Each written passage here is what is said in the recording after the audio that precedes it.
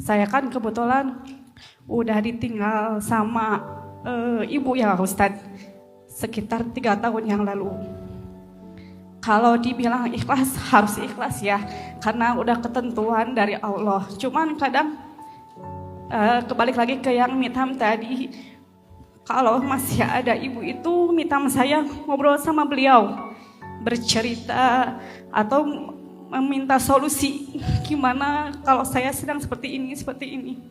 Sekarang kan ibu saya sudah nggak ada ya Ustadz. Karena kan sebaik-baiknya doa itu katanya yang bisa menembus langit itu doa dari ibu. Bagaimana kiatnya agar saya bisa benar-benar ikhlas dan bisa menerima atas takdir Allah kalau memang orang tua saya itu sudah tidak ada Ustadz. Karena selama ini me time saya itu pasti baliknya ke ibu. Walaupun saya sudah berumah tangga, sudah punya anak juga 2, tapi tetap kalau ada masalah yang paling saya itu langsung ke ibu. Rasulullah itu Shallallahu Alaihi Wasallam adalah teman curhat terbaik bagi istri beliau. Sayyidah Khadijah curhatnya ke Rasul, Rasul curhatnya ke Khadijah. Aisyah curhatnya ke Rasul, Rasul curhatnya ke Aisyah. Begitu juga dengan yang lain. Tinggal sekarang perbaiki dulu komunikasi dengan pasangan agar dia ngerti kebutuhan curhatnya Teh Puspita. Memang gak ada yang bisa menggantikan ibu, sebagaimana gak ada yang bisa menggantikan ayah, dan juga gak ada yang bisa menggantikan suami atau istri kan. Masing-masing mereka punya kelebihan sendiri-sendiri. Ini bukan tentang gantinya, tetapi tentang memenuhi kebutuhannya. Dan gak perlu di-compare. Kalau sama ibu dulu, ibu bakal gini jawabnya. Ibu bakal menyentuh saya, karena saya mungkin orangnya physical touch.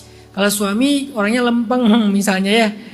Bukan menggantikan, sehingga gak perlu di-compare. Tapi lebih kepada terpenuhi nggak kebutuhan kita untuk bercerita. Dan terserah polanya, setiap keluarga punya polanya. Ada yang berceritanya dengan pillow talk, ngobrolnya sambil tidur, yang satu ngobrol, yang satu tidur. Ada yang modelnya sambil makan di luar, ada yang modelnya sambil duduk benar-benar serius. Kalau saya ngomongin serius, biasanya dengan pasangan habis sholat duha, karena fresh. Anak-anak udah berangkat sekolah. Jadi kayak gak ke distract. Kalau lagi anak-anak di rumah, kita lagi ngomongin serius, diketok-ketok pintu kamar. Umi, baba. Kan kasihan mereka, takutnya ada apa gitu kan. Ya udahlah, daripada ke distract. Biasanya waktu yang paling baik itu bukan juga pas mau tidur. Karena biasanya kayak tadi, satu ngomong, satu tidur. Kita gak concern kalau menjelang tidur itu. Gak cocok lah buat kami. Pillow talk itu gak cocok. Cocoknya after duha. Jam 9, jam 10, habis sarapan, tenang sambil ngopi. Itu enak tuh ngomongnya. Tapi emang harus dibangun pola komunikasi itu.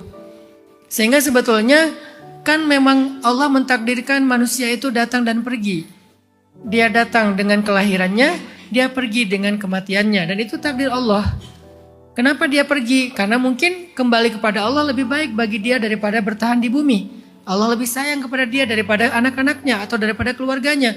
Kita belajar ridho dan ikhlas dengan itu. Oke, sekarang sebagai kebutuhan yang lain gimana? Saya butuh bercerita. Ya udah, coba perbaiki pola komunikasi dengan pasangan. Kayaknya perlu datang ke seseorang yang mengerti, konsultasi.